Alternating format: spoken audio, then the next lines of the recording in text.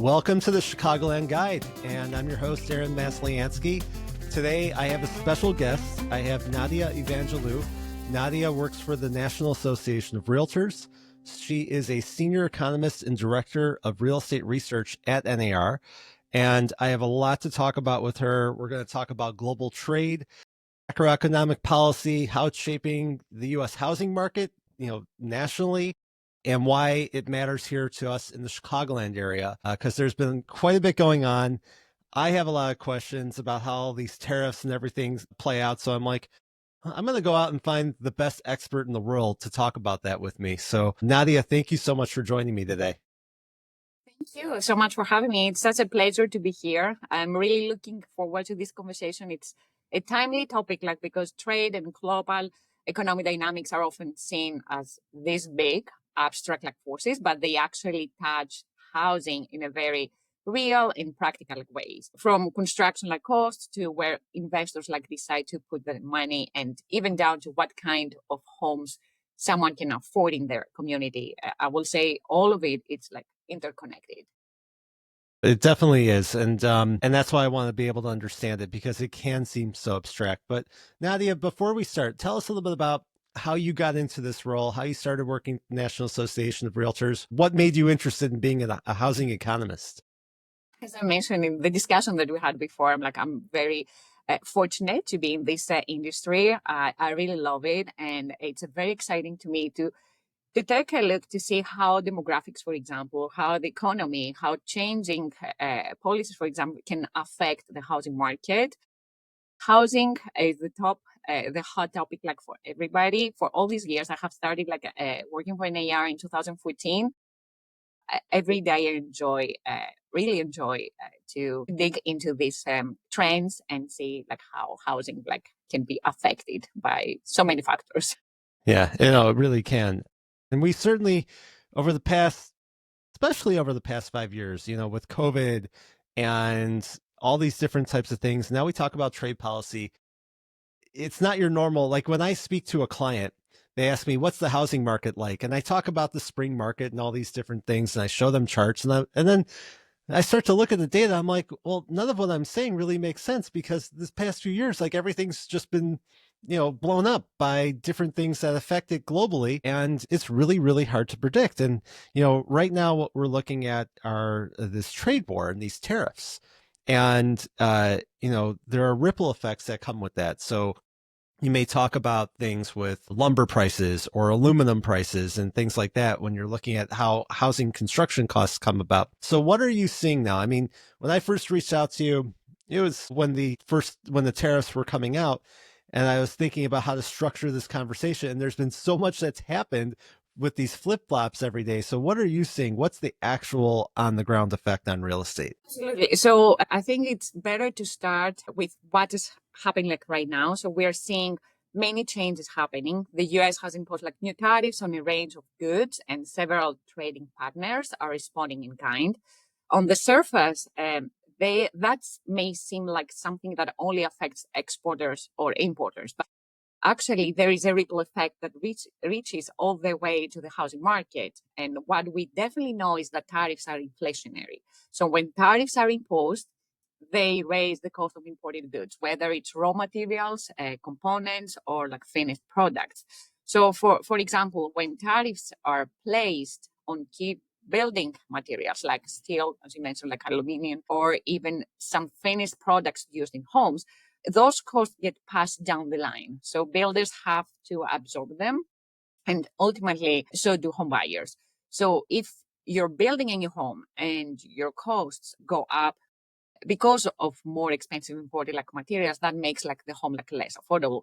And then, of course, except from that part, the other piece of this is uncertainty. So even just the threat of tariffs, or the back and forth we have seen over the past days, creates a lot of unpredictable. It's not so predictable to forecast the market, and especially for developers. So real estate is a long game. People are making investment decisions that play out over years. So if there is volatility in these, this can make them more reluctant and cautious on new projects. And then there's another part. There's also the consumer side. So when people hear about tariffs and trade wars, it affects their perception of the economy. So even if they don't feel the impact directly, they might decide to be in a wait and see phase. For example, there are so many discussions about the impact of new tariffs like unemployment, inflation. But what the numbers still show is that inflation has dropped to 2.4% like in March, and employment continues to grow while jobless claims also are very low. So I will say that it's a little too soon to say exactly how the new tariffs will affect the housing market. Like this time, these things usually take time to work their way through the economy. And the impact really depends on where trade is happening and which industries are hit like the hardest. Right. And then where you're located regionally and how those industries are impacted. Before we talk about that, because I know that there is a study that you did recently about states and the ones that rely on imports and exports and how that affects things. One of the things with inflation, typically what will happen is if there is inflation, then the Federal Reserve may raise interest rates. And I know politically that has been a hot button topic with President Trump and Federal Reserve Chairman Jerome Powell, because the Federal Reserve doesn't want to lower interest rates right now because they're worried about inflation, and Trump wants them to go down. And you see other national governments or national banks around the world lowering their interest rates. So how do you think that, what do you think that's going to do to interest rates? Because personally, I've seen from the consumer side, interest rates dipped when the stock market went down quite a bit when he announced the tariffs, and then they've gone back up. So people could have, like, the rates that are going to consumers just keeps fluctuating quite a bit. Yeah, I don't expect like right away to see like some change in the interest rates and eventually in the mortgage rates. However, by the end of the year, when it's more clear what is going to happen, I think it's a little like too early, I think, now to assess. And I think by the end of the year, we may see like interest rates to be lower. I expect them to be lower, and mortgage rates to be closer to the 6.5%. Now, unfortunately, they're again like at 7% with all these changes. Um, and what we have seen like from mortgage-backed securities as well. So, but what we expect is to have lower interest rates like by the end of the year. But I don't expect it like next month to be this to happen. Right. But why would there be lower interest rates if, I mean, I know it's a little bit too early to tell right now, but if a lot of tariffs do come into effect, especially with China, that would pretty severely impact our material pricing. And then if we have very limited immigration, where that could have been people coming in that would provide labor for construction, I mean, isn't there a chance that we maybe see interest rates that go higher over 7 in order to be able to combat that potential inflation? What we see so far from the data is that inflation is still good. So, Right. of course, there are concerns, and we need to wait a little bit until we see like some effects, because even though the tariffs can come like next month, for many of them he has paused as well, so for Right. 90 days. But for some of them they're already there, so it takes time for the consumers to feel it. And what we see from the data, consumer spending continues to grow, employment continues to grow. For example, we we see inflation is faring very good. It's very close to the 2%, and that's the lowest since 2021. But of course, there are some concerns. However, overall, we expect that a little like stability later in the year. This can help with the economy, of course, and not to be so much uncertainty out there. Right. It'll be helpful to know actually what's going on. But one of the things that, you wrote about recently is, which states rely on the most exports and imports, and which states really rely on trade and how that affects housing prices. So what are some of the key findings from that report? Yeah, so what we see is that since it's too early to evaluate the real effect of the tariffs, the new tariffs to the housing market, I think it's a good idea to go and take a look and see what states rely on that. So, and what we see, for example, from the data, like Chicago is. Let's talk a little like more locally. So Chicago is a fascinating like example. Like it's a city, it's an area that both deeply connected like to global economy and uniquely positioned in the US like market. So it's a logistics powerhouse right at the heart of the country's like rail and freight systems. So when we talk about trade, imports, exports, tariffs, Chicago is right in the middle, I will say, of that story. So Illinois, as a state, is one of the most trade exposed economies. When we analyze the data, we found that Illinois ranks pretty high in both exports and imports as a share of its economy. Specifically, Illinois is the number 3 state with the highest share of imports to the local GDP, and number 6 with the largest share of exports to the local GDP. So specifically, exports made up nearly 7%, 7.1% like of the state's GDP in 2024. And when we look at imports compared to the local GDP, they are about like 19%. So in simple terms, it means that Illinois' economy is reliant with global supply chains, more so than other like states. So what happens at ports, factories, and global markets will likely have a larger impact like in this state. What's driving that trade dependence like in Illinois, or like which industries like or products are most involved? A few key industries really stand out. So first and foremost, this state is importing crude petroleum, like telephones, computers, and medical stuff, like pharmaceutical stuff. So the top partners are Canada, China, and Mexico. And then the leading from the export side is like the leading export industries are medical again, pharmaceutical stuff, machinery, and also have in mind that Illinois is a significant agricultural like exporter of oil seeds and grains. So the top export partners are Canada again, and then Mexico, Australia, and China. So what does that mean like for workers and families like in Illinois? Why should people like who aren't like in those industries care about trade?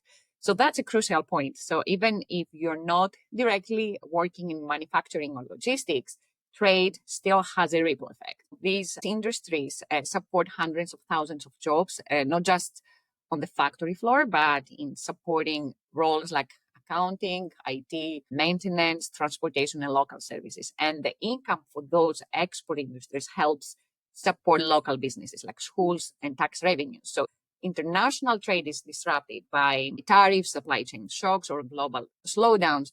Illinois is one of the states to feel it, that they will feel it. What our analysis shows is that while trade brings real value in the local economy, states less reliant on exports and imports actually experienced faster job growth and home appreciation. From the job market like perspective, we see that since 1994, which was when the NAFTA was enacted, employment grew nearly 39% in states that are less dependent on international trade, compared to just like 32% in states with high trade reliance. In Illinois, labor market like jobs increased about 12% since 1994, so even like less. A similar pattern emerges like in housing markets as well. Like home prices have increased more rapidly in states that were less reliant on trade, like low trade, like reliant states experience an average home price rise about like 290%. So yeah, 3 times.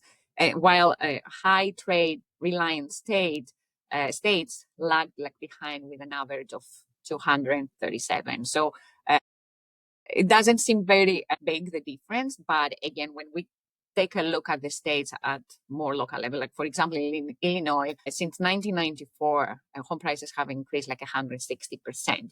So we see that while trade brings more growth, these more heavily reliant like states are more volatile, I would say, to any changes. With less reliant states, they have like more stable growth in both, like as we have seen, like economic growth as well when we take a look at the GDP, like create growth as well. Why do you think that is? I mean, do you think that it really is tied to trade, or are some of those states experiencing more rapid growth because of other factors like weather or retirement and people going to place? Like, what are some of those states that have experienced the most growth? Is it a place like Florida? Of course, there are like more factors affecting. So when we take a look, like like only in that factor, like when and secondary variables, like when we don't think about any other like factors, yes, we see this relationship. But what exists out there, like in reality, is that yeah, there are like more factors. Like it's about population growth. What we see like lately as well, like for example, Florida had like home price increase about like more than 400, like almost like 5 times what it was like in 1994. So a very, very strong, and we know that like it's like because it's the most popular like place for many movers that attracts like new residents. This influx of new residents is like what creates this strong demand. And we continue to see, however, we also see some trends like with more people moving to Midwest because we see that it's like more affordable. They continue this Midwestern like areas to be like more affordable compared to some places in Florida that because of the new residents now affordability is not so good as it used to be because these new residents like have increased like prices as well. So we see that some movers they decide to move like to the south, but some of them they move like to the Midwest as well. Yeah, I mean, I've experienced it with some of my own clients where I have people moving from more expensive states like Florida or California or the Northeast that do come to Chicago because they feel like it's a bargain.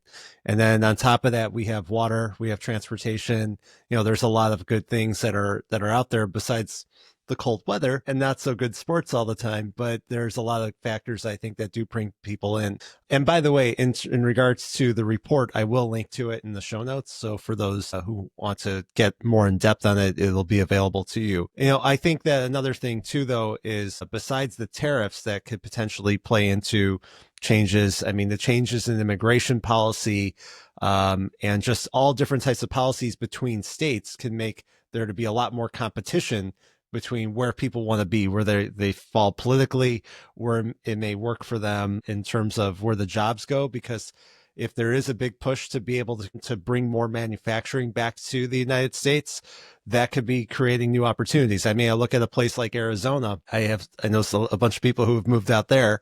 And I know that there's a lot of industry being built there, a lot more chip factories, aviation industry going there.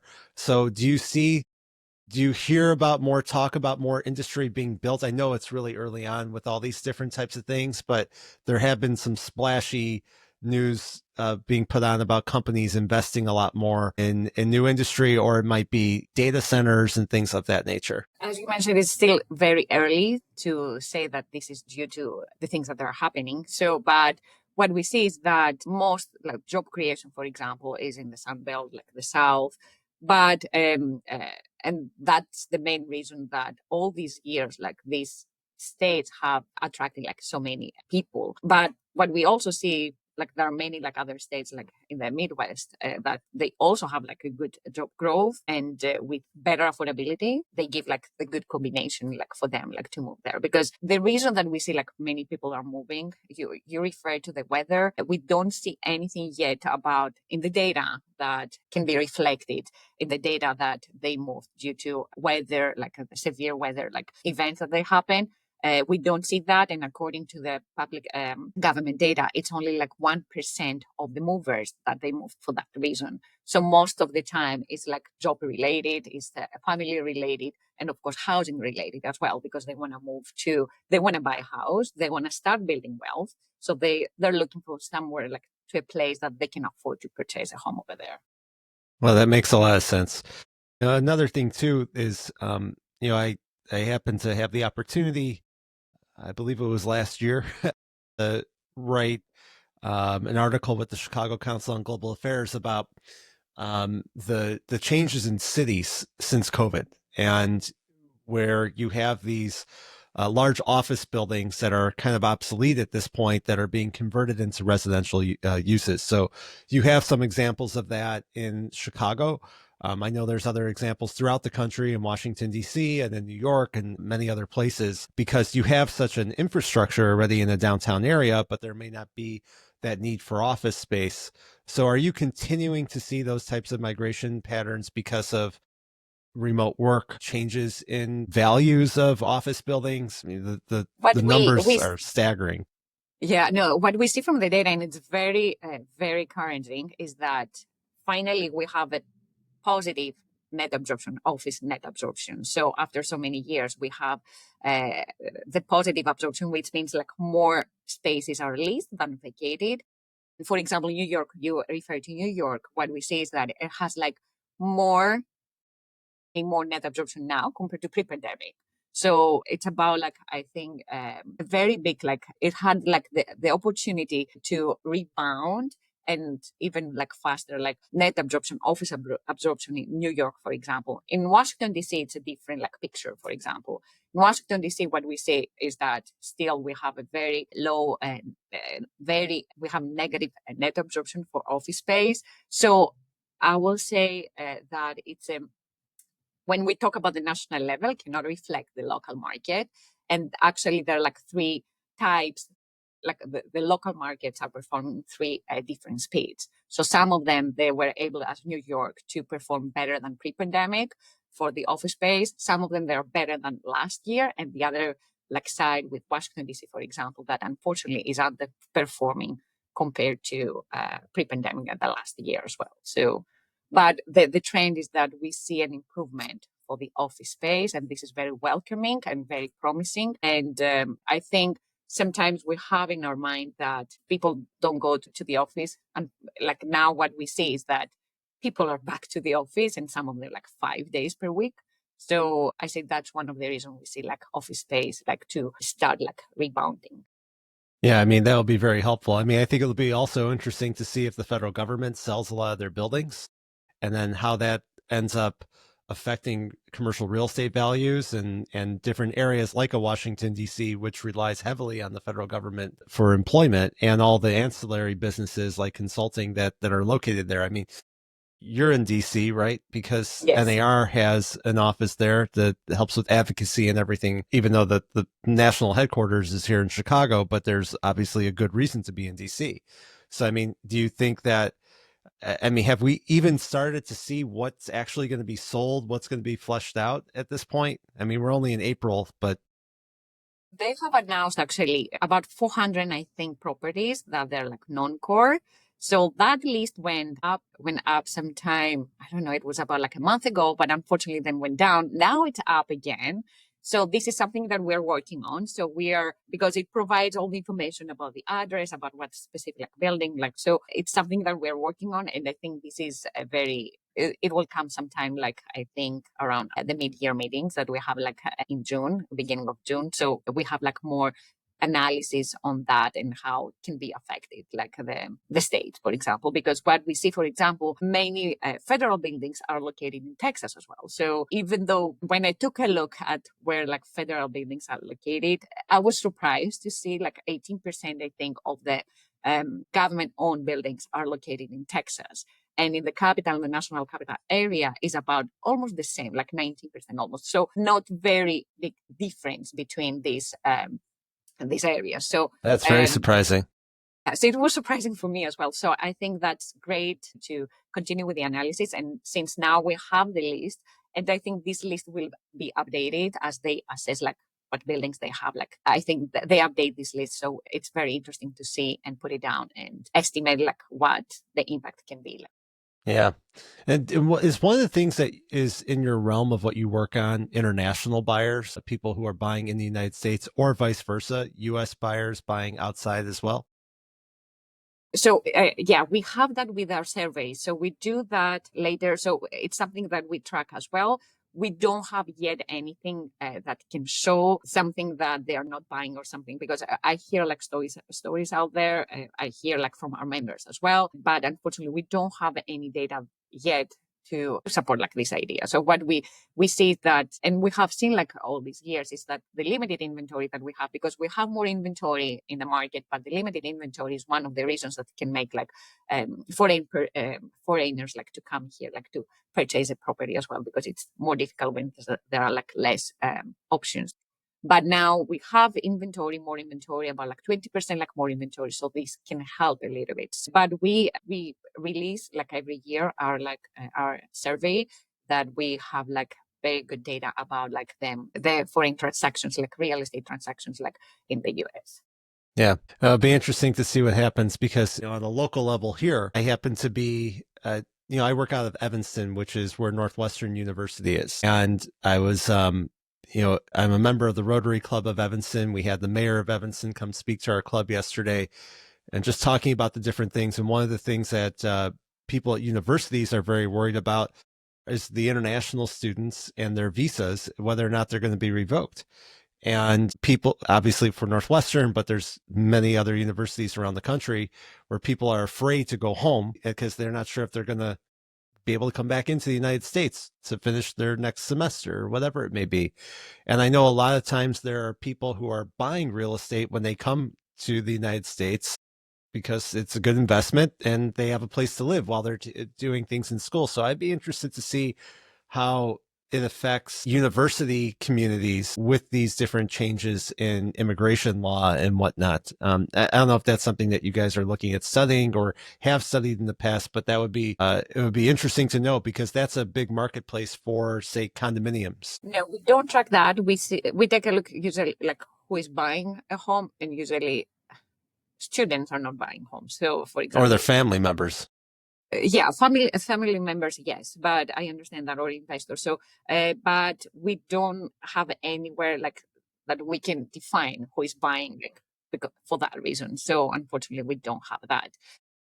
But what I think we need to have in mind also is that the GDP, when we compare with the other countries, for example, even though the U.S. economy is growing like slower than the recent years, we see that the U.S. continues to outpace other advanced like economies in GDP growth. So compared to other like developed nations, like our economy has shown remarkable resilience, like driven mostly by strong consumer spending. Like for example, specifically in the U.S. economy grew by 2.8% in 2024, and based on the Federal Reserve's like forecast is expected to grow by like the updated forecast that they have like by 1.7% like in 2025. In contrast, the economies in the European countries are growing significantly slower, but less than 1%. For example, Germany by just like 0% like in 2024, Italy by 0.7%, and France by 1.1%. In Canada with 1.3% like GDP growth in 2024.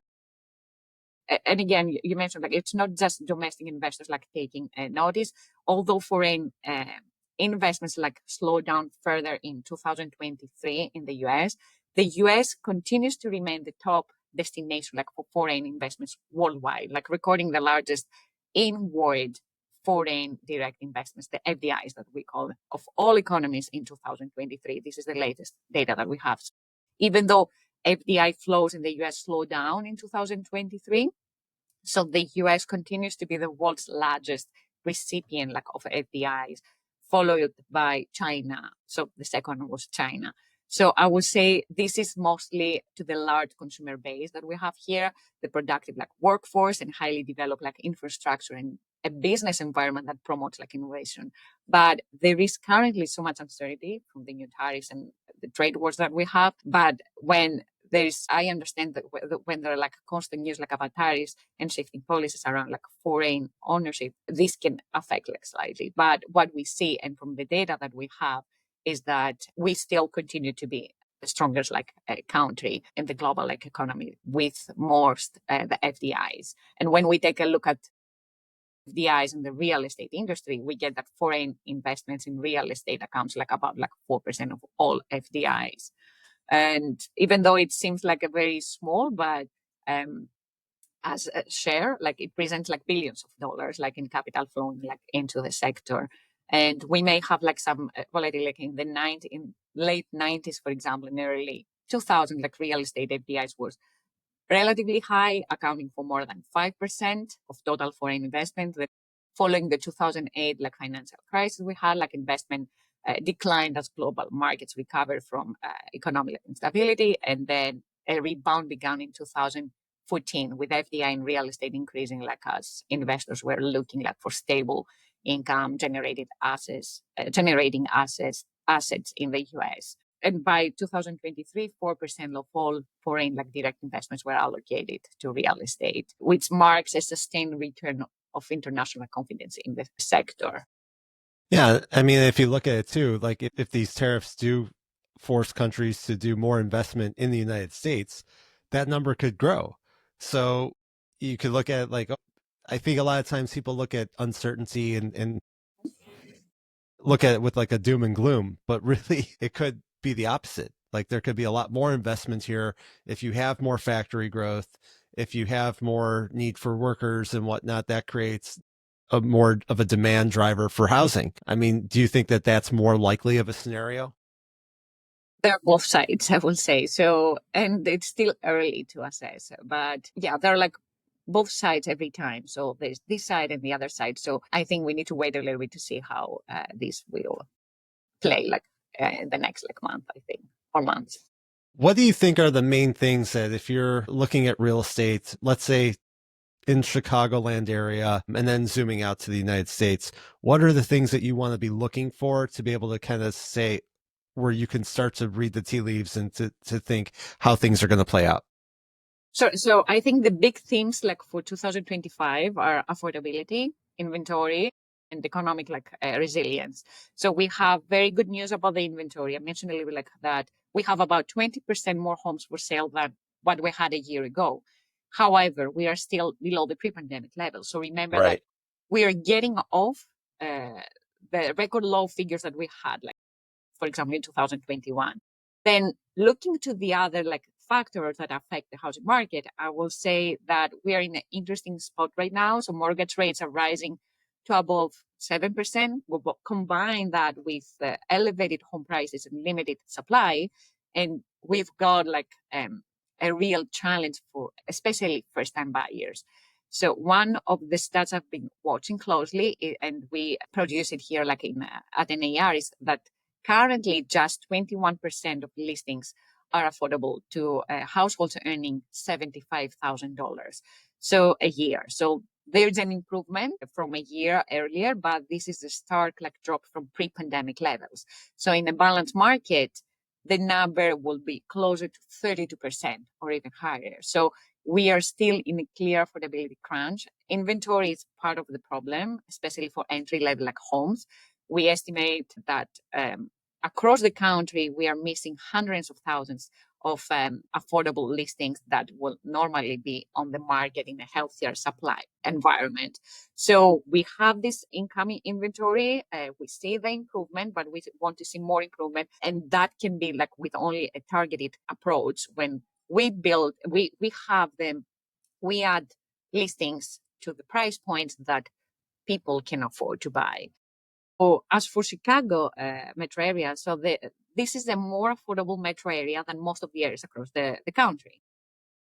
For sale inventory aligns, what we see from the data is that the for sale inventory aligns better with the local incomes. Back to our example, like we say that 25%, like the national level is 21%, 25% in Chicago of the listings are at the price point that buyers earning $70,000 can afford to buy. So we see that we have more affordable listings available for sale. So, and these are homes with a maximum price of $240,000.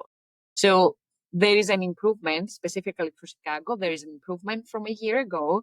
So this area is moving to the right direction, I will say. It's not adding only inventory, but the inventory at the price point that people need, like in this area. So that's good.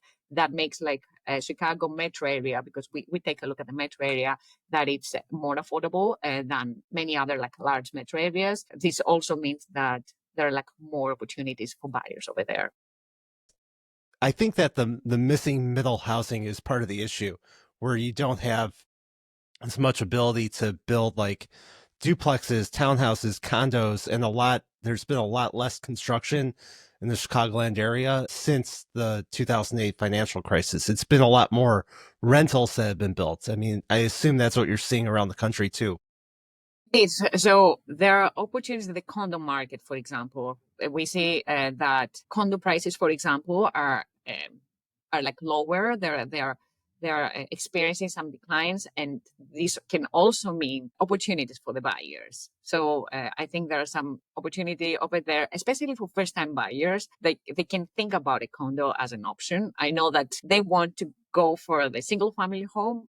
I was a first-time buyer. I wanted to buy to buy a single-family home, but Sure. when there are like opportunities, so affordability, that they're like more affordable homes, I think this can make them to go to the next stage, like buy a condo, for example, then start building wealth, and then have some wealth to pay like for your next home. Use it as for your down payment, or like other so for the next purchase, for example.